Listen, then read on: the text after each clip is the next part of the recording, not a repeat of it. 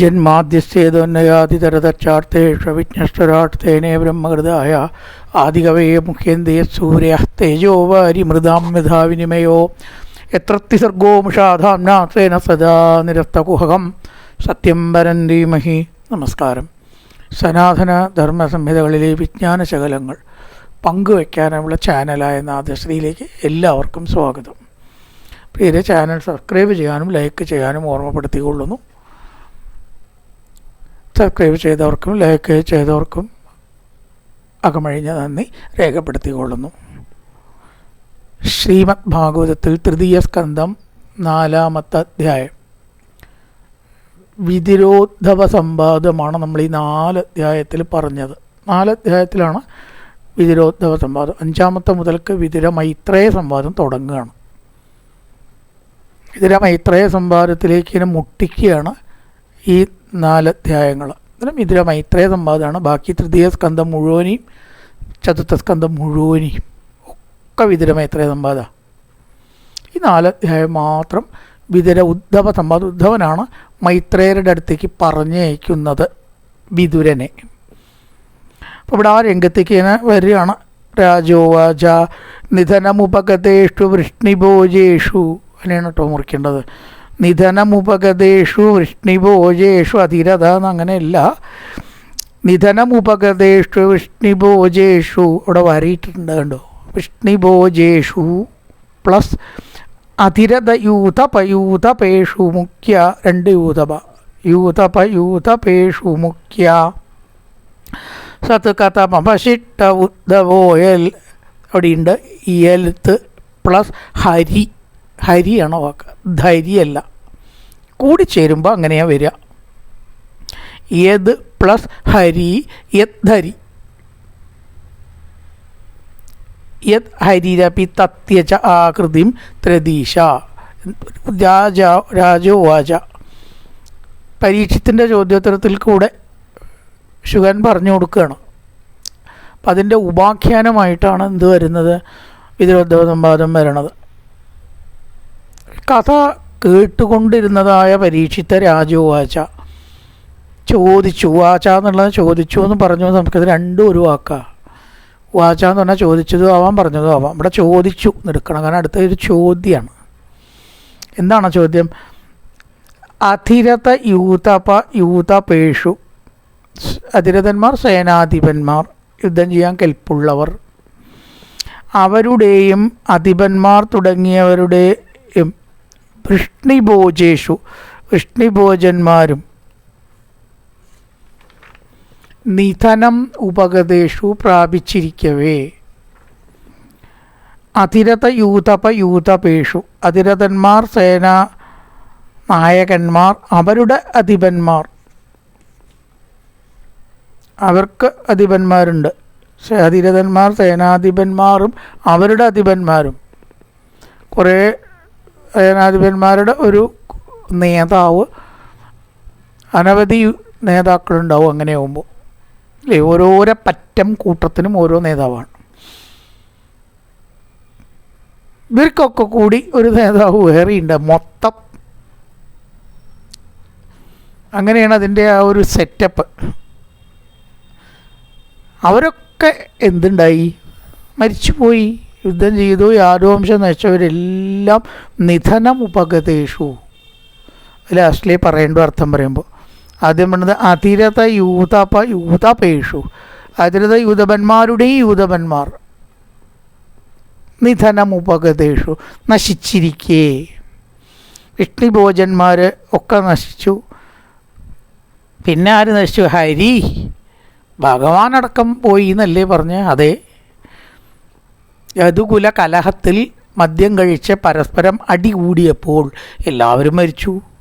പിന്നെയോ സതു കഥം ഉദ്ധവോ അവശിഷ്ട, ഈ ഉദ്ധവൻ മാത്രം എങ്ങനെ ബാക്കിയായി? ഒരു ചോദ്യമാണല്ലോ അത്. അതിൽ ഉദ്ധവനും പോകേണ്ടതല്ലേ അങ്ങനെയാണെങ്കിൽ? വൃഷ്ണിഭോജ അന്ധകന്മാരെന്നൊക്കെ പറയുന്ന കൂട്ടത്തിൽ ഏതോ ഒരു വിഭാഗത്തിൽപ്പെട്ട ആളാണ് ഉദ്ധവൻ. ഏതാ ചോദിച്ചപ്പോൾ അങ്ങനെ നോക്കിയാലേ പറയാൻ പറ്റുമോ? അപ്പോൾ ആ എല്ലാവരും പോയപ്പോൾ എന്തുകൊണ്ടാണ് ഉദ്ധവൻ നശിക്കാതെ ബാക്കിയായത് എന്നാണ് ഇവിടെ ചോദ്യം. ഉദ്ധവ കഥം അവശിഷ്ട, ഉദ്ധവൻ എങ്ങനെയാണ് ബാക്കിയായത്, അതിനുള്ളൊരു സാഹചര്യം എന്തായിരുന്നു എന്ന് എനിക്കറിയണം എന്ന് ശുകമഹർഷി പിതൃോദ്ധവ സംഭാരത്തെ പറഞ്ഞു കൊടുക്കുമ്പോൾ പരീക്ഷിത്ത് ചോദിച്ചു എന്നർത്ഥം. ശ്രീ ശുഗവാച ബ്രഹ്മശാപാപദേശേന കാലേന അമോഘവാഞ്ചിത സംഭൃത്യ സുകുലം നൂനം ദക്ഷം ദേഹമചിന്തയൽ. ബ്രഹ്മശാപാപദേശേന, ബ്രഹ്മശാപത്താൽ, കാലേന കാലം കൊണ്ട്, അമോഘവാഞ്ചിതം, ഭഗവാൻ എന്നാണ് അതിന് വേറൊരു വാക്ക് പറഞ്ഞേ ഉള്ളൂ, അമോഘവാഞ്ചിതൻ, അമോഘവാഞ്ചിതൻ, അമോഘത് പുണ്ടരീകാക്ഷൻ, സഹസ്രനാമത്തിൽ പല പേരുണ്ട്. അമോഘവാഞ്ചിതൻ, സത്യസങ്കൽപ്പൻ, ഈശ്വരൻ. സ്വകുലം, തൻ്റെ കുലത്തെ സംഭൃത്യ, സംഹരിപ്പിച്ചു, ബാക്കിയൊക്കെ അല്ല ചെയ്ത്.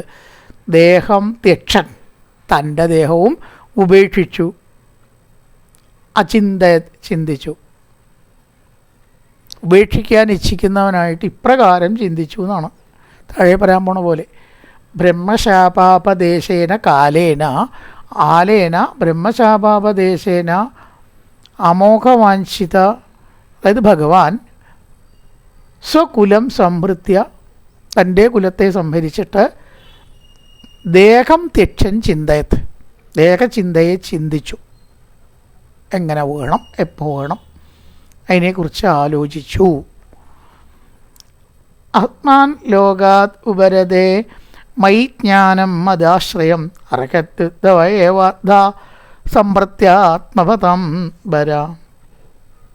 ഇതാണോട് പറയാം, മൈ ഞാൻ, അസ്മാത് ലോകാത് ഈ ലോകത്തിൽ നിന്ന്, ഉപരതേ പോകുമ്പോൾ, വിട്ടുപോകുമ്പോൾ, മദാശ്രയം ജ്ഞാനം എൻ്റെ പരമാർത്ഥ സ്വരൂപജ്ഞാനത്തെ, ആത്മപദം വര ആത്മാവിനെ അറിഞ്ഞ ഉത്കൃഷ്ടനായ ഉദ്ധവർ തന്നെ അർഹതി സാക്ഷാത്കരിക്കാൻ അർഹനായിട്ടുള്ളൂ. എൻ്റെ ആ ജ്ഞാനം ഈ ലോകത്തിൽ പ്രചരിപ്പിക്കാൻ ഉദ്ധവ അങ്ങേക്ക് മാത്രമേ അർഹതയുള്ളൂ. അർഹതി, ഈശ്വരജ്ഞാനം എല്ലാവർക്കും ഇങ്ങനെ കളിക്കാൻ കൈകാര്യം ചെയ്യാൻ കിട്ടുന്ന ഒരു വസ്തുവൊന്നുമല്ല. അതിനൊക്കെ വളരെ പരിമിതികളുണ്ട്. എല്ലാവർക്കും ലഭിക്കുന്നതല്ല. ആഗ്രഹം തന്നെ ഉണ്ടാവില്ല, എന്നിട്ട് വേണ്ട ലഭിക്കൽ. ആഗ്രഹം ഇല്ലെങ്കിൽ എന്തെങ്കിലും കിട്ടുമോ ലോകത്തിൽ? എനിക്ക് കുറച്ച് ഭാഗവതം പഠിക്കണം എത്ര ആൾ പറയുന്നുണ്ട്. ഇന്നിപ്പോൾ അത്രയെങ്കിലും ഉണ്ട്, ഇന്ന് ഇത്രയെങ്കിലും ഉണ്ട്, ഈ സൗകര്യങ്ങൾ ഉണ്ടാവുന്നുണ്ട്. പണ്ടോ വളരെ കുറച്ചാണ്. അത്താഹം തന്നെ കുറവാണ്. ഇന്നിപ്പോൾ സാർവദിക്കലും സപ്താഹത്തിൻ്റെ 5 കളിയായി. പണ്ടുണ്ടോ ഇത്രയൊക്കെ സപ്താഹം?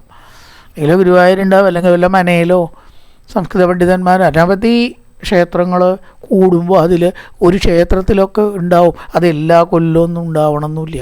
ഉണ്ടോ? ഏതോ സാഹചര്യത്തിൽ ഒരു വായനയൊക്കെ ഉണ്ടായിന്നേലൂ. അത് കേൾക്കാനുള്ളവരെത്രയും ഉണ്ടാവും, അത് മനസ്സിലാക്കണവരെത്രയും ഉണ്ടാവും.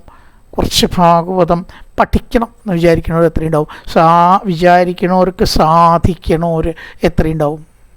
നല്ല ആളെ കിട്ടണ്ടേ പറഞ്ഞു തരാൻ? എന്തെങ്കിലും കാട്ടിക്കൂട്ടിയിട്ട് കാര്യമുണ്ടോ? ഈ വായിക്കണവർക്ക് മുഴുവൻ പറഞ്ഞു കൊടുക്കാനുള്ള കഴിവൊന്നും ഉണ്ടാവില്ല കേട്ടോ. നമുക്കുണ്ടെന്നല്ല കേട്ടോ പറയണം, നമുക്കും ഉണ്ടാവണം എന്നില്ല. അറിയണവർ ചിലപ്പോൾ ഇങ്ങനെയല്ല പറയേണ്ടതെന്ന് പറയണവരുണ്ടാവാം, ശരിയുമായിരിക്കാം. നമ്മളാഗ്രഹം കൊണ്ട് എന്തൊക്കെയോ ചെയ്യണമെന്നേ ഉള്ളൂ കേട്ടോ, അത്രയേ ഉള്ളൂ നമ്മുടെയൊക്കെ കാര്യം. അപ്പോൾ അതിനുള്ള പറ്റിയ ആളുകൾ കിട്ടണം, പറ്റിയ ശിഷ്യന്മാർ ചേരണം, അവർക്ക് ആഗ്രഹം ഉണ്ടാവുക, സാധിക്കുക. ഇതൊന്നും സർവ്വസാധാരണമല്ല, മനസ്സിലാക്കാനുണ്ട് ഇവിടെ. ഇപ്പോൾ പറയണം അർഹത്യുദ്ധവ, അങ്ങേക്ക് അതിനുള്ള അർഹതയുണ്ട്. ഭഗവാനാണ് പറയണത്. ഭഗവാൻ പറഞ്ഞ പിന്നെ അതിൽ തെറ്റുണ്ടോ? അതുകൊണ്ട് എൻ്റെ ഈ പരമമായ ജ്ഞാനം അറിയാൻ അങ്ങേക്ക് അർഹതയുണ്ട്. ഭഗവാൻ സർട്ടിഫൈ ചെയ്തു. ഇനി അതിലും ഏതൊരു സർട്ടിഫിക്കറ്റിൻ്റെ ആവശ്യമില്ല. എന്താ കാരണം? നോ ഉദ്ധവോ അണു അപി, വാക്ക് അങ്ങനെ കേട്ടോ. നോ ഉണ്ണുവപി, ദണ്ണുവപി, ആ വാക്കുകൾ പിരിക്കുമ്പോൾ ന പ്ലസ് ഉദ്ധവ പ്ലസ് അണു പ്ലസ് അപി, 4 വാക്കുണ്ട്. ഒന്നും കൂടി പറയാം. ന പ്ലസ് ഉദ്ധവ പ്ലസ് അണു പ്ലസ് അപി. ന പ്ലസ് ഉദ്ധവ പ്ലസ് അണു പ്ലസ് അപി. കൂട്ടിച്ചേർത്ത് വായിക്കുക. ന ഉദ്ധവ അണു അപി. അണു പറഞ്ഞാൽ വളരെ കുറച്ച്, അർത്ഥം വ്യക്തമാണല്ലോ. അണു പറഞ്ഞാൽ അണു പോലും, അണു മാത്രം. അവൻ പറഞ്ഞത് ഞാൻ കേൾക്കില്ല, അണു മാത്രം. എന്നെ അവൻ അനുസരിക്കില്ല. ഒരു വാക്കും ഞാൻ പറഞ്ഞത് അണു എന്ന് പറഞ്ഞാൽ വളരെ കുറച്ചേന്നർത്ഥം. ഉദ്ധവൻ എന്നിൽ നിന്ന് മന്യൂനോ, ഭഗവാനാ പറയണത്, എന്നിൽ നിന്ന് ഉദ്ധവൻ അല്പം പോലും കുറവുള്ളവനല്ല. അപ്പോൾ ഉദ്ധവൻ്റെ യോഗ്യത എത്രയുണ്ട്? ഭഗവാൻ തന്നെയാണ് ഉദ്ധവൻ, ഉദ്ധവൻ തന്നെയാണ് ഭഗവാൻ. വിഭൂതി യോഗം പറഞ്ഞിരിക്കുന്നത് ഉദ്ധവ അങ്ങാണ് ഭക്തന്മാരിൽ ഞാൻ. വൃക്ഷങ്ങളിൽ ഏതാണ് ഭഗവാൻ? അരയാൽ. പക്ഷികളിൽ ഏതാണ് ഭഗവാൻ? ഗരുഡൻ. നദികളിലേതാണ് ഭഗവാൻ? ഗംഗ. ഇങ്ങനെ പറയുന്നതിനാണ് വിഭൂതി യോഗം. ഏകാദശത്തിൽ 16-ാം അധ്യായം. ഉദ്ധവ ഭക്തന്മാരിൽ വെച്ചിട്ട് അങ്ങാണ് ഞാൻ. എവിടെ എത്തി ബുദ്ധവൻ? ഒട്ടും എന്നിൽ നിന്ന് അങ്ങ് കുറവല്ല. ന നെഗറ്റീവ് ഉണ്ട്. ന ഉദ്ധവ അണു അപി മന്യൂനോ, എന്നിൽ നിന്ന് അണുപോലും കുറവ് ന അങ്ങ് അല്ല. യത് ഗുണേർനാർദ്ദിത പ്രഭു, ഗുണങ്ങളാൽ പീഡിപ്പിക്കപ്പെട്ടവനല്ല. നമ്മളോ എല്ലാവരും ഗുണാർദ്ദിതന്മാരാണ്. ആ ഗുണാർദ്ദിതന്മാർ സാത്വിക രാജസ താമസ ഭാവങ്ങളാൽ പീഡിപ്പിക്കപ്പെട്ടവർ. നമുക്ക് സാത്വികമുണ്ട്, രാജസമുണ്ട്, താമസമുണ്ട്, ഒക്കെ ഉണ്ട്. ഉറങ്ങണം തോന്നിയാൽ പിന്നെ നിവൃത്തിയില്ല, ഉറങ്ങണം.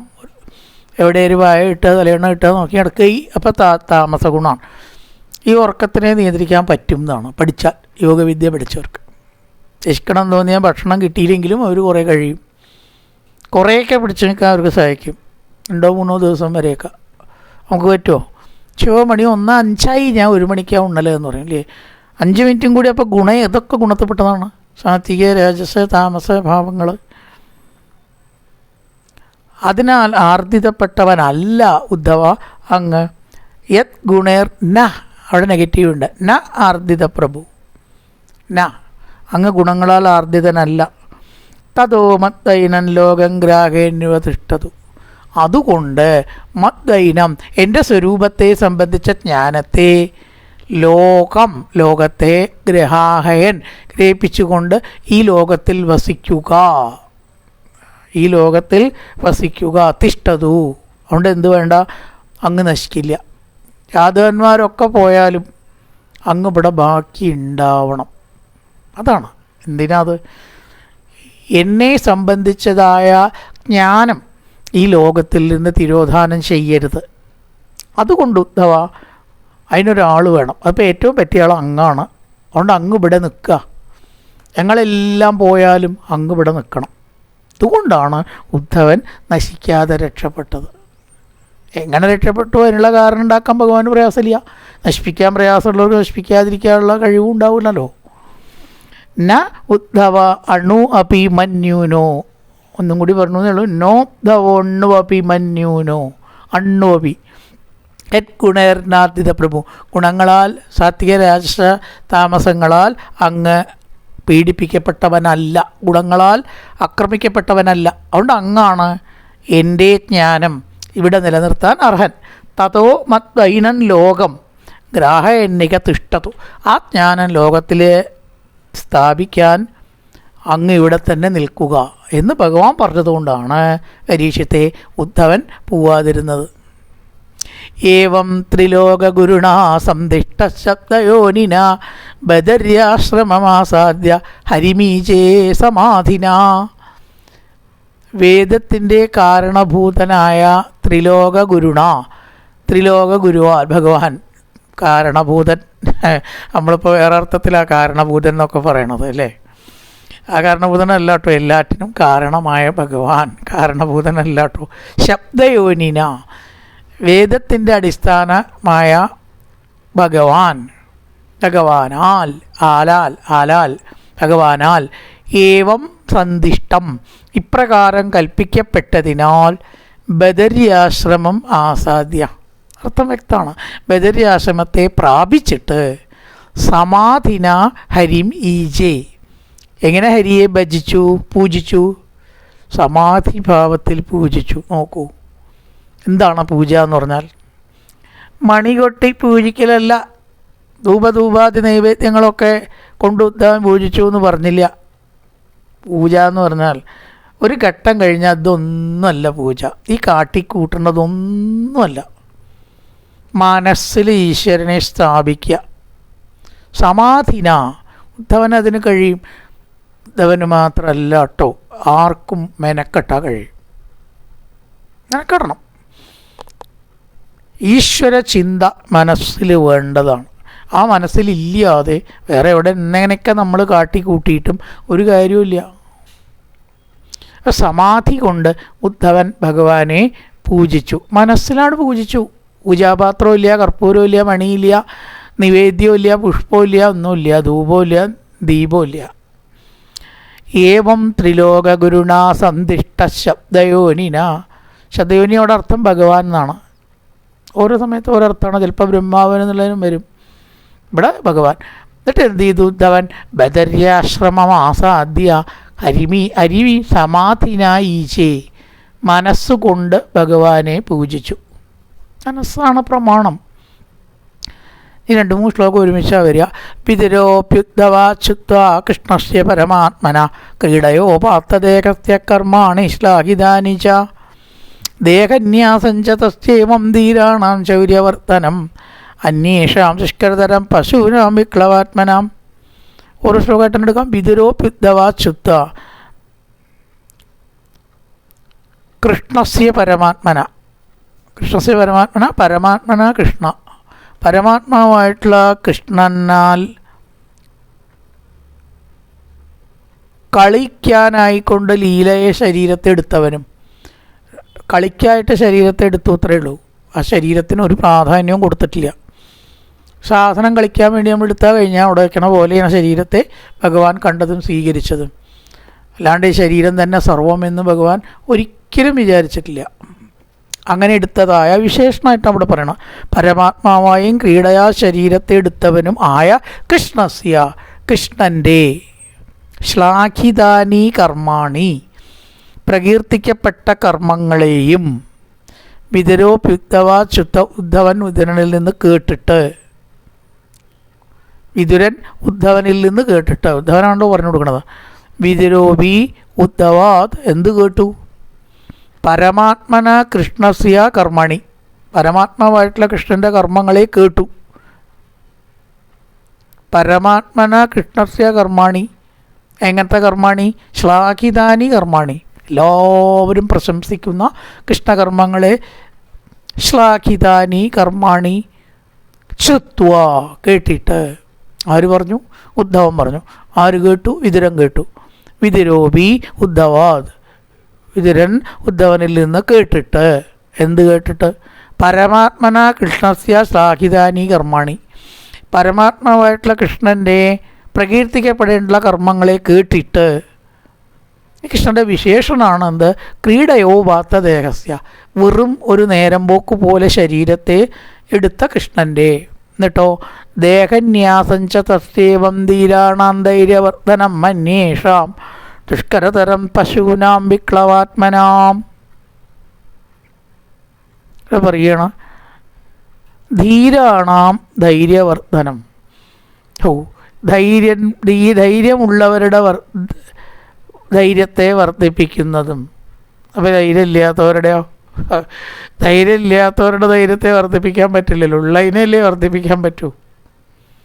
ധൈര്യമില്ലാത്തവരെ നിവൃത്തിയൊന്നുമില്ല. അവർ ധൈര്യമില്ലാണ്ട് കഴിഞ്ഞോളുക. എന്തും കുറച്ചുണ്ടെങ്കിലേ വർദ്ധിപ്പിക്കാൻ പറ്റൂ എന്നാണ്. കുറച്ചുണ്ടാവണം, അതിനെ വർദ്ധിപ്പിക്കാം. ഒരു ചെടി അവിടെ ഉണ്ടായാലല്ലേ വളമിട്ടിട്ടും വെള്ളമൊഴിച്ചിട്ടും വേലിയിട്ടിട്ടും അതിനെ നന്നാക്കാൻ പറ്റൂ. ചെടി തന്നെ ഇല്ലെങ്കിലോ? വിത്തുമില്ല, ചെടിയില്ല, കുറച്ച് വെള്ളം നിറച്ചളയാം, അല്ലെങ്കിൽ നനച്ചളയാം, വേലിയോ എല്ലാ കാര്യമുണ്ടോ? അപ്പോൾ എന്തെങ്കിലും ഉണ്ടെങ്കിലേ അത് വർദ്ധിപ്പിക്കാൻ പറ്റൂ. ഇല്ലാത്തത് വർദ്ധിപ്പിക്കാൻ പറ്റില്ല. അത് ഉണ്ടാക്കുക വേണ്ടത്. ഇവിടെ ധീരാണാം ധൈര്യവർദ്ധനം, ധൈര്യമുള്ളവരുടെ ധൈര്യത്തെ വർദ്ധിപ്പിക്കുന്നതും വിക്ലവാത്മനാം വിവശമായ മനസ്സോടുകൂടിയ, വിക്ലവം മനസ്സിന് വിഷമമുണ്ടാവുക, അന്യേഷാം പശൂനാം അന്യന്മാരായ പശുക്കൾക്ക് ദുഷ്കരതരം അത്യന്തം ദുഷ്കരവുമായ ദേഹന്യാസം, തൻ്റെ ദേഹന്യാസത്തെ പറഞ്ഞു കൊടുത്തു. എന്ത്, ആർക്ക് പറഞ്ഞു കൊടുത്തു? ധീരാണാം ധൈര്യവർദ്ധനം, ധീരന്മാരുടെ ധൈര്യത്തെ വർദ്ധിപ്പിക്കുന്ന ഭഗവാന്റെ ദേഹന്യാസം. ദേഹന്യാസം കൊണ്ടാണ് ശ്ലോകം തുടങ്ങുന്നത്. ഭഗവാന്റെ ദേഹന്യാസം അതെങ്ങനെയാണ്? പശൂനാം വിക്ലവാത്മനാം ദുഷ്കരതരം, ഒന്നിനും കൊള്ളാത്തോരെയും പശുക്കളെ പോലെ തന്നെ ഈ മൃഗങ്ങളെ പോലെ ഈ ശരീരത്തിനെ പോഷിപ്പിക്കുക, നടക്കുക, ഇരിക്കുക, ഊണയ്ക്കുക, കിടക്കുക, ഉറങ്ങുക, ഇത് മാത്രം നോക്കി നടക്കണവർ പശൂനാം, അവരെ പശുക്കളായിട്ട് ഉപമിച്ചു. പശു എന്ന് പറയുന്ന സംസ്കൃതത്തിൽ മൃഗം എന്നർത്ഥമാണ്. പശു എന്ന് നമ്മൾ പറയുന്ന അർത്ഥത്തിലും എടുക്കാം, തെറ്റൊന്നുമില്ല. പശുദാനം എന്ന് പറഞ്ഞാൽ അവിടെ അതന്നെ അർത്ഥം. രണ്ട് കൂട്ടത്തിലും ഉപയോഗിക്കുന്ന ഒരു വാക്കാണ് പശു. ശരിക്കും ഗാവ് എന്നാണ് ശരിക്കും പശുവിന് അർത്ഥം, പേര് പറയുക വാക്ക്. പശു എന്ന് പറഞ്ഞാൽ എല്ലാ മൃഗങ്ങൾക്കും പൊതുവേ പറയണ പേരാണ്. ചിലപ്പോൾ അത് പശുക്കൾക്ക് കൊടുക്കാം, അത്രയേ ഉള്ളൂ. ഇപ്പം പശൂനാം വിക്ലവാത്മനാം ദുഷ്കരതരം ദേഹന്യാസമാണ്. ഒന്നിനും കൊള്ളാണ്ട് ഈ ഉണ്ടിട്ടും ഉറങ്ങിയിട്ടും നടക്കണ ആൾക്കാർ, അവർക്കൊരു പ്രത്യേകതയും കൂടി പറഞ്ഞു, വിക്ലവാത്മന, സ്വസ്ഥത ഉണ്ടാവില്ല. ഈശ്വരനിൽ മനസ്സ് വയ്ക്കാത്ത ഒരു ജീവനും പ്രപഞ്ചത്തിൽ സ്വസ്ഥത ഉണ്ടാവില്ല. അപ്പോൾ നമ്മൾ ചോദിക്കും, പൂച്ചയ്ക്കും പക്ഷിക്കും പട്ടിക്കുമൊക്കെ എന്താ അത്ര വലിയ പ്രശ്നം? അവർക്കാണല്ലോ ഏറ്റവും പ്രശ്നമുള്ളത്. അവർക്ക് എന്ത് സ്വസ്ഥത ഉണ്ടാവുക? അവരുടെ മനസ്സിൽ കയറി നമ്മൾ നോക്കാത്തത് കൊണ്ടാണ്. നോക്കാൻ എളുപ്പമല്ലല്ലോ, അത് നോക്കണം എന്നാണ് ശാസ്ത്രജ്ഞന്മാർ പറയണത്. ഒരു സ്വസ്ഥതയില്ല അത്ര അവർക്ക്. ഒരു പൂച്ച ഒരു ഭാഗത്തിരിക്കുമ്പോൾ ചുറ്റും ശ്രദ്ധിക്കുന്നുണ്ടാവും എവിടെ നിന്നാണ് ശത്രുക്കൾ വരിക എന്ന്, ഇല്ലേ? ഒരു പക്ഷി ഒരു ഭാഗത്തിരിക്കുമ്പോൾ അതിനുണ്ടോ സ്വസ്ഥത? നമ്മൾ ശ്രദ്ധിച്ചാലേ അറിയുള്ളൂ. അതിനൊന്നും അറിയില്ല എന്ന് പറഞ്ഞിട്ടൊന്നും ഉണ്ടായിരിക്കില്ല. അത് ചുറ്റും നോക്കിക്കൊണ്ടേയിരിക്കുന്നുണ്ട് എവിടെ നിന്നാണ് തനിക്ക് ശത്രു വരിക. മൃഗങ്ങൾ വരാം, മനുഷ്യൻ്റെ അസ്ത്രം വരാം, എന്തിലെങ്കിലും ഇട്ട് പിടിക്കാം, കൊടിക്ക് വെച്ച് പിടിക്കാം, കൂട്ടിലിട്ട് പിടിക്കാം. ഇത് നോക്കിക്കൊണ്ടാണ്. എല്ലാ ജീവികളും വിക്ലവാത്മാക്കളാണ്. അതാ അലട്ട് ഉണ്ട് അവർക്ക്. മനുഷ്യനാണ് ഭേദം. മനുഷ്യനെ പരസ്പരം സ്നേഹിക്കാനും ആക്രമിക്കാതിരിക്കാനും ചില നിയമങ്ങളും ചില പോലീസെങ്കിലും ഉണ്ട് അവിടെ. പോലീസ് വ്യവസ്ഥ, നിയമവ്യവസ്ഥ, സാമൂഹ്യ മര്യാദാ വ്യവസ്ഥ, അഥവാ അങ്ങോട്ട് ചെയ്താൽ അങ്ങോട്ട് രണ്ട് കൊടുക്കാനുള്ള കഴിവ്, ഇതൊക്കെ ഉണ്ടാവുകൊണ്ട് ഒരു മനുഷ്യൻ മറ്റൊരു മനുഷ്യനെ അങ്ങനെ ആക്രമിക്കണില്ല. ഉണ്ടോ? അക്രമവും കാര്യങ്ങളോ നടക്കുന്നുണ്ട് കേട്ടോ, എല്ലാം ലോകത്ത് നടക്കുന്നുണ്ട്. പക്ഷേ സാധാരണക്കാർക്ക് നടക്കണില്ലോ ചോദിച്ചാൽ ഇല്ലല്ലോ. നമുക്കൊന്നും ഇവിടെ വലിയ പ്രശ്നമൊന്നുമില്ല. ഇലക്ഷൻ വരുമ്പോൾ ഒരു പാർട്ടിയെ കുറിച്ച് മറ്റേ പാർട്ടിയെ പറയും, ആ പാർട്ടിയെ കുറിച്ച് ഈ പാർട്ടിയെ പറയുന്നല്ലാതെ ഇവിടങ്ങളിലൊന്നും നമുക്ക് അത്ര പ്രശ്നം നേരിടുന്നില്ല. അപ്പോൾ മനുഷ്യനല്ലേ ഭേദം? തീർച്ചയായിട്ടും മനുഷ്യനാണ് ഭേദം. കിടക്കാൻ സ്ഥലമുണ്ട്, ഭക്ഷണം കഴിക്കാൻ അവന് വ്യവസ്ഥയുണ്ട്. അങ്ങനെ ശത്രുക്കളുണ്ടോ ചോദിച്ചാൽ സാധാരണക്കാർക്ക് ശത്രുക്കളില്ല. സുരക്ഷിതത്വമുണ്ട്, ഇല്ലേ? ഇതൊക്കെയുണ്ട്. ചൂടുണ്ടായ AC ഉണ്ട്, തണുപ്പുണ്ടായ കമ്പിളി ഉണ്ട്. അപ്പോൾ കാലാവസ്ഥയിൽ നിന്നും എല്ലാം കൂട്ടി നോക്കുമ്പോൾ മനുഷ്യൻ പശുക്കളെയും മൃഗങ്ങളെയും അപേക്ഷിച്ച് വിക്ലവാത്മാക്കളല്ല. ഒരു പശുവിന് എത്രയോ അടി കിട്ടേണ്ടി വരും ചിലപ്പോൾ ഉടമസ്ഥനിൽ നിന്ന്, ചീത്ത കേൾക്കേണ്ടി വരും. അത് ഉദ്ദേശിക്കുന്ന പുല്ലോ വൈക്കോലോ ഭക്ഷണമോ അതിന് കിട്ടിക്കൊള്ളണമെന്നില്ല. എവിടെയെങ്കിലുമൊക്കെ കിടന്ന് തൃപ്തിപ്പെടണം, വേണ്ടേ? അപ്പോൾ അതൊക്കെ മനുഷ്യനുണ്ടോ? ഇല്ല. അന്യേഷാം ദുഷ്കരതരം പശൂനാം വിക്ലവാത്മനാം. അപ്പം അത്തരത്തിലുള്ള മൃഗപ്രായം ആയിരിക്കുന്ന ഒരാൾക്കും ഈശ്വര തത്വത്തെ ചിന്തിക്കാൻ കഴിയില്ല. ഈശ്വരതത്വത്തെ ചിന്തിക്കാൻ കഴിയാത്ത മൃഗങ്ങൾക്കും പക്ഷികൾക്കും അങ്ങനത്തെ മനുഷ്യർക്കും ശരിക്കുള്ള സ്വസ്ഥത ഉണ്ടാവില്ല. ശരിയായൊരു സ്വസ്ഥത അവർക്കുണ്ടാവില്ല.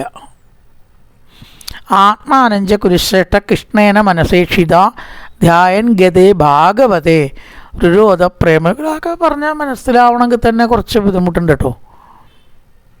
എന്താ കാരണം? ചില ആൾക്കാർ പറയും എനിക്കിപ്പോൾ അത്ര കുഴപ്പമൊന്നുമില്ലല്ലോ, ഇവരെന്തൊക്കെ ഈ പറയണത്, പിന്നെ ഞാൻ ഇപ്പോൾ സദാ ആകുലപ്പെട്ടിട്ടൊന്നല്ല കഴിയണം, എൻ്റെ പണി നോക്കണു, ഞാൻ ജീവിക്കണു എന്ന് പറയുന്നവരുണ്ടാവാം. അവരുടെ ഇടയിൽ അവരുടെ മനസ്സിനുള്ള ആകുലത അടക്കം അവരറിയണില്ല എന്നുള്ളതാണ് സത്യം. ആലോചിച്ച് നോക്കണം, അത്ഭുതമല്ലേ? അവരുടെ മനസ്സിനുള്ള ആകുലത അടക്കം അവരറിയണില്ല. അതറിയണമെങ്കിൽ ആകുലത ഇല്ലാത്ത അവസ്ഥ എന്താണെന്ന് അറിയണ്ടേ? രസമുണ്ട് ചോദ്യോത്തരങ്ങൾ. ആകുലത തനിക്കുണ്ടോ ഇല്ലയോ എന്നറിയണമെങ്കിൽ ആകുലത ഇല്ലാത്ത അവസ്ഥ എന്താണെന്ന് അറിയണ്ടേ? അതറിഞ്ഞാലല്ലേ ഞാൻ ആകുലനാണോ ആകുലനല്ലേ എന്നറിയുള്ളൂ. ശരിയല്ലേ? അപ്പോൾ ഈ ആകുലത ഇല്ലാത്ത അവസ്ഥ എങ്ങനെ അറിയാം? അപ്പോഴത്തെയാണ് നമ്മൾ മനസ്സിലാക്കേണ്ടത്. അത് ഈശ്വരചിന്ത കൊണ്ടും തത്വചിന്ത കൊണ്ടും മാത്രമേ അറിയൂ. ആത്മാനഞ്ച കുരുശ്രേഷ്ഠ കൃഷ്ണേന മനസേഷ്ഠിതന്ധ്യായൻ ഗതേ ഭാഗവതേ രുരോധ പ്രേമവിക്വല ഉദ്ധവാത് ശ്രുത്വ. ഭഗവാന്റെ ദേഹന്യാസം കേട്ടിട്ട്, ദേഹന്യാസം മുമ്പത്തെ ശ്ലോകത്തിൽ തന്നെ പറഞ്ഞു വെച്ചു. കൃഷ്ണേന മനസേക്ഷിതം, ഉദ്ധവനിൽ നിന്ന് കേട്ടിട്ട്, കൃഷ്ണേന കൃഷ്ണനാൽ, മനസ്സുകൊണ്ട്, ഈക്ഷിതം കടാക്ഷിക്കപ്പെട്ട ആത്മാവിനെ, തന്നെ വിതുരനെ, ധ്യായൻ ഓർത്തുകൊണ്ട്, പ്രേമവിക്വല പ്രേമപരവശനായിട്ട് ഭഗവത് ഭക്തൻ പോയി അപ്പോൾ കരഞ്ഞു. അവൻ്റെ ശരീരത്യാഗം, ആരുടെ? ഭഗവാന്റെ ശരീരത്യാഗത്തെയും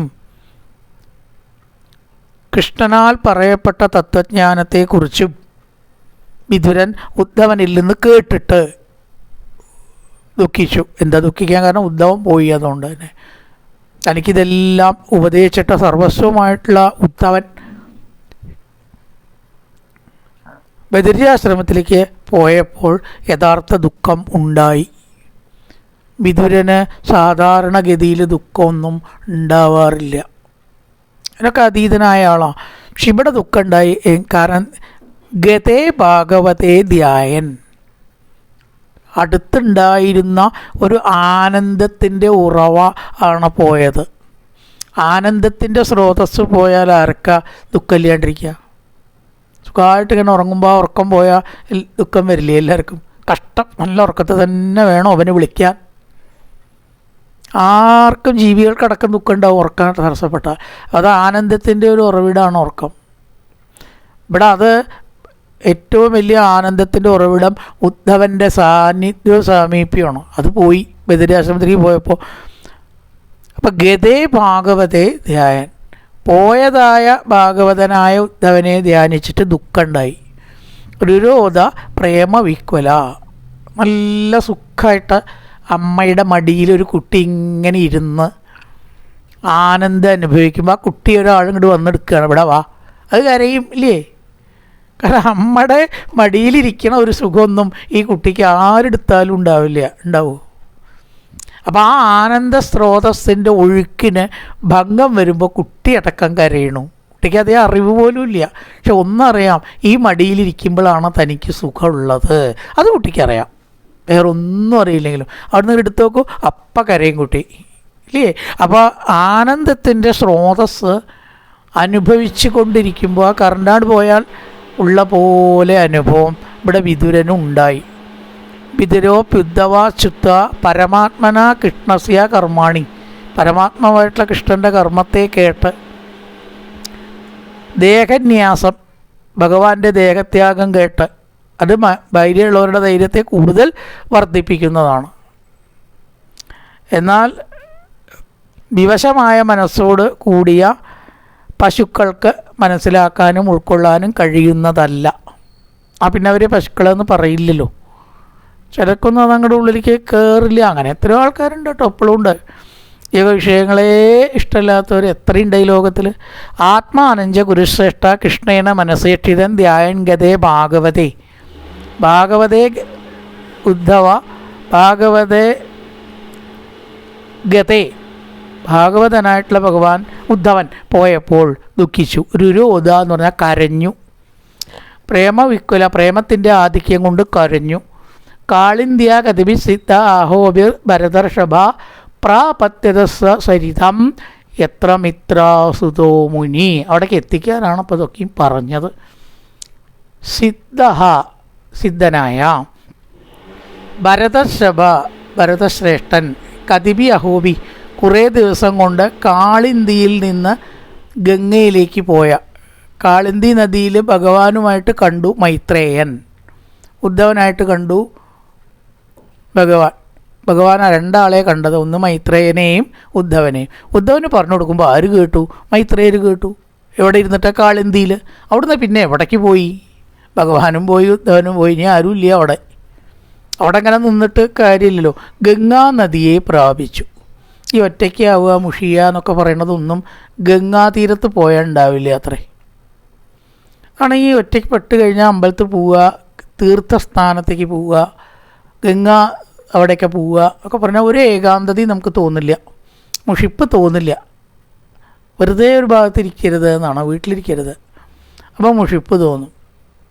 ആയുർവേദത്തിലും പറയണ്ട, ഒറ്റയ്ക്ക് ഒരു വീട്ടിൽ ഒരു വ്യക്തി ഇരിക്കരുത് അത്രേ. അധികം നേരം കേട്ടോ, കുറച്ച് നേരമൊക്കെ വേണ്ടി വന്നാവാം, ഇടയ്ക്കൊക്കെ നമുക്ക് വേണ്ടി വരും. പക്ഷേ രാത്രി ഒരിക്കലും ഒറ്റയ്ക്കൊരു വീട്ടിലിരിക്കരുത്. അയാൾ എത്ര ധൈര്യവാനായിക്കോട്ടെ, ആരോഗ്യവാനായാലും രാത്രി വീട്ടിലിരിക്കരുത് ഒറ്റയ്ക്ക്. ആരെങ്കിലും ഒരു സുഹൃത്ത് വേണം, അല്ലെങ്കിൽ അങ്ങോട്ട് പോകണം, അല്ലെങ്കിൽ അയാളോട് ഇങ്ങോട്ട് വരാൻ പറയണം എന്നാണ്. കുറച്ച് നേരമൊക്കെ ഒറ്റയ്ക്ക് ഇരിക്കാം, കുഴപ്പമില്ല. അപ്പോൾ ഗംഗാതീരത്തേക്ക് പോയി കാളിന്ത്യ സരിതം എന്ന് പറഞ്ഞാൽ ഗംഗയെ പ്രാപിച്ചു.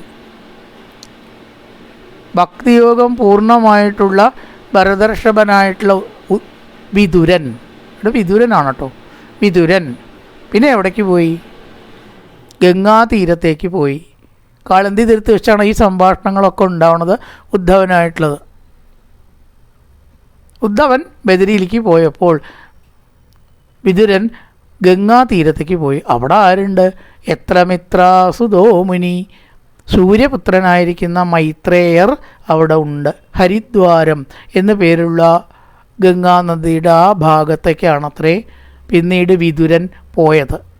ശ്രീകൃഷ്ണനാൽ ഉപദേശിക്കപ്പെട്ടതായിട്ടുള്ള വിതുരൻ ആയിട്ടുള്ള ഉദ്ധവൻ എവിടേക്ക് പോയി? ബദരിയിലേക്ക് പോയി. അങ്ങനെ പോയപ്പോൾ വിതുരർ കാളിന്തി നദിയിൽ നിന്ന് ഹരിദ്വാരം എന്ന പേരുള്ള ഗംഗാതീരത്തേക്ക് പോയി. അവിടെ മൈത്രേയ മഹർഷിയുണ്ട്, അവിടേക്ക് പോയി. കാളിന്ത്യ കതിബി സിദ്ധ, കാളിന്തിയിൽ നിന്ന് ഉദ്ധവനിൽ നിന്ന് ഇത്രയും ഭഗവാന്റെ ആ തത്വം ഗ്രഹിച്ച് അഹോബിർ ഭരതർഷഭ, കുറേ ദിവസങ്ങളാണ് അഹസ് പകല്. പ്രാപത്യതസ്യ സരിതം എത്ര മിത്രാസുതോ മുനി, മിത്രാസുതൻ മൈത്രേയർ. മിത്രൻ സൂര്യൻ, സൂര്യപുത്രൻ മൈത്രേയർ, മിത്രാസുതൻ ഓ മുനി, ആ മൈത്രേയർ. ഇനി ഇവിടുന്ന് അങ്ങോട്ട് വിതുര മൈത്രേയ സംവാദമാണ്. ഉദ്ധവനോട് ചോദിച്ചപ്പോൾ ഉദ്ധവൻ അത് വിതുരന് പറഞ്ഞു കൊടുത്തില്ല. ഭഗവാൻ പറഞ്ഞു കൊടുത്ത കാര്യങ്ങൾ വിതുരന് പറഞ്ഞു കൊടുത്തില്ല. വിതുരൻ അത് എവിടുന്ന് കിട്ടുന്നു? മൈത്രേയനിൽ നിന്ന് കിട്ടുന്നു. ആ മൈത്രേയരുടെ അടുത്തേക്ക് പോവാൻ ഉദ്ധവൻ നിർദ്ദേശിച്ചു. എന്നിട്ടാണ് എവിടേക്ക് പോണത്? ബദരി ആശ്രമത്തിലേക്ക് പോണത്. അങ്ങനെ വിതുരൻ എവിടേക്ക് പോന്നു? ഹരിദ്വാരം എന്ന പേരുള്ള ഗംഗാതീരത്ത് എത്തുന്നു. മൈത്രേയരുമായിട്ടുള്ള സംഭാഷണം ആരംഭിക്കുന്നു. കായേന വാചാ മനസേന്ദ്രിയർവാ ബുദ്ധ്യാത്മനാ വാ പ്രകൃതി സ്വഭാവാൻ കരോതി യദ്യസകലം പരസ്മൈ നാരായണായേതി സമർപ്പയാമി.